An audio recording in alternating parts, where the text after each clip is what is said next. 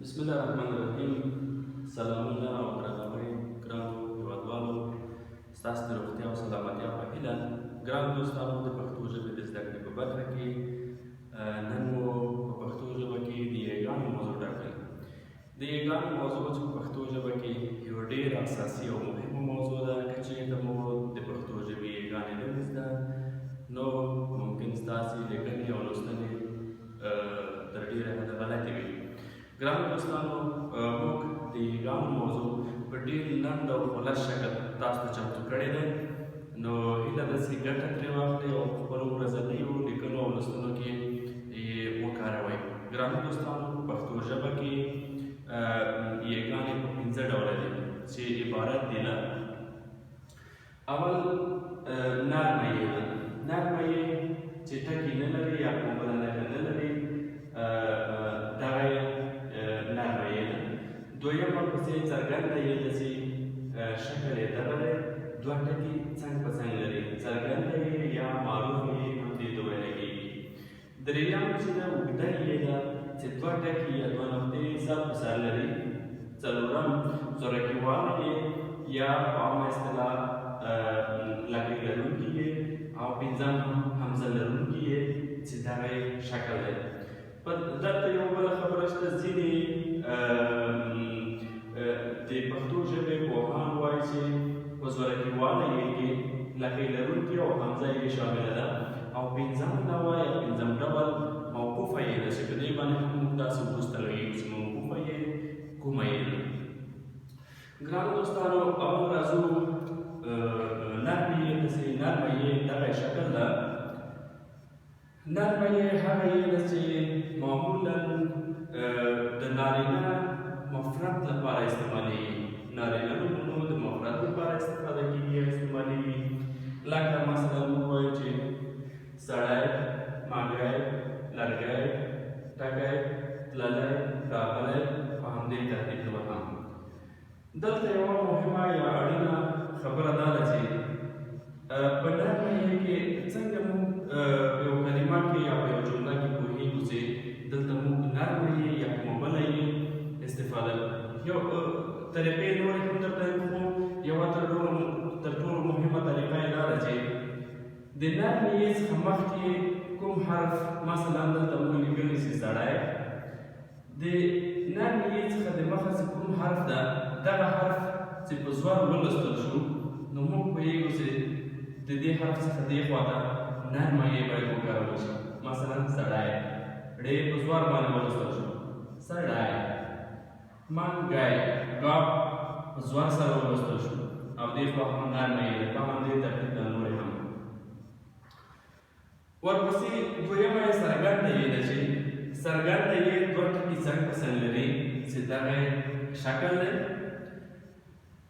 عین مثال لکه په نرمه یې کې چې موږ ورکړی دی، دلته مو هم لیکلي دي سړي، منګي، لرګي، ټکي، تللي، راغلي، په دې ترتیب. د نرمې یې سره وایي د شکل له لحاظه تفاوت دا ده چې دا 2 ټکي څنګ په څنګ لري، او نرمه یې کوم ټکی یا کومه بله نښه نه لري. دا څرګنده یې معمولا نارینه نومونو په پای کې چې راغلي وي د جمع حالت ته وایي یا نارینه نومونه جمع کوي. مثلا لکه سړي. او دلته اساسي خبره دا ده چې د یې تر د مخه چې کوم حرف ده، لکه دلته سین، ړې، یې، نو د یې نه مخکې حرف ړې ده.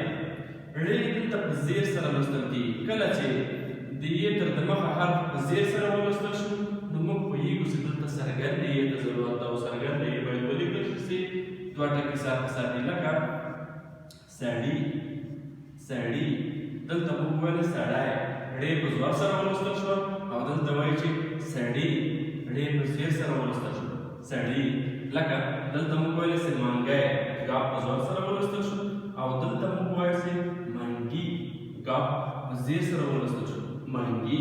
په همدې ترتیب لرګي، ټکي، تللي، راغلي، او داسې نور. چې په دې کې غواړم چې ګران دوستانو یو جمله هم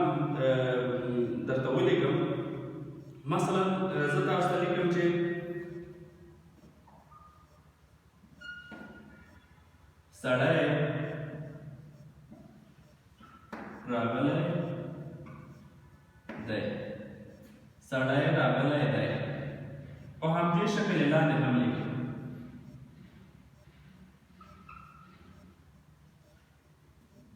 سړی راغلی دی. یعنې دواړه جملې هیڅ توپیر سره نه لري، یو ډول دي. که زه چېرته په لاندې جمله کې یګانو ته دوه ټکي ورکړم نو دوه جملو ډېر زیات تفاوت پیدا کړي، ډېر فرق پیدا کړي. نو په پښتو ژبه کې د یګانو زده کول ډېر اساسي او ډېر اړین دي. ګرانو دوستانو، لومړنۍ جمله په نرم یې پورې اړه لري. دویمه جمله په څرګند یې پورې اړه لري چې دوه ټکي څنګ په څنګ لري. لکه مثلا په بعض جمله کې موږ وایو چې سړی راغلی دی. سړی راغلی دی. په دویمه جمله کې تاسو ګورئ چې سړي راغلی دي. سړي راغلی دي. نو ورپسې اوږده یې زورکواله یې همزه لرونکې او موقوفه یې ده چې دا غواړم چې په راتلونکي درس کې تاسو ته وړاندې کړم، خو دلته تاسو د لا زیات تمرین او د پریکټس لپاره چې دغه دوه یګانې چې دا زیاتې نه شي، دغه دوه یګانې ښه پریکټس کړئ او زده یې کړئ. د دې په څنګ کې په دې کې جملې جوړې کړئ. همداراز په دغه شکل نومونه چې په کومې کې څرګنده یې راځي او په کومې کې نرمه یې راځي دا پیدا کړئ، د ځان سره یې پریکټس کړئ. د دې په څنګ کې باید تاسو دغه اواز هم په خپل ذهن کې کېنوئ چې مثلا سړی که چېرته تاسو یو ځای کې لیکئ نو ذهن ته به راولئ چې دا کوم انداز کې ده. مثلا سړی، منګی، لرګی، او یا که چېرته مثلا په دې لیول کې نه وه بیا سړي، منګي، لرګي، دا انداز په خپل ذهن کې وساتئ. د څرګندې او د نرمې په همدې ترتیب نورې یګانې هم تاسو ته وړاندې کوم، خو چې د نن درس زیات نه شي دغه دوه یګانې فقط زده کړئ چې نرمه یې او څرګنده یې. نرمه یې په اوږدو نومونو کې راځي.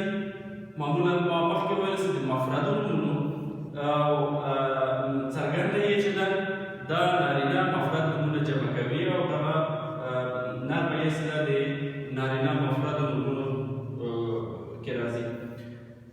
راتلونکي درس زموږ د اوږده یې ده چې دوه ټکي سر په سر لري، زورکواله یې، همزه لرونکې یې او موقوفه یې، چې دا ډېر مهم موضوعات دي او د دې په څنګ کې په وروستي درس کې په ټولو یګانو باندې مختصره او لنډه رڼا اچوو.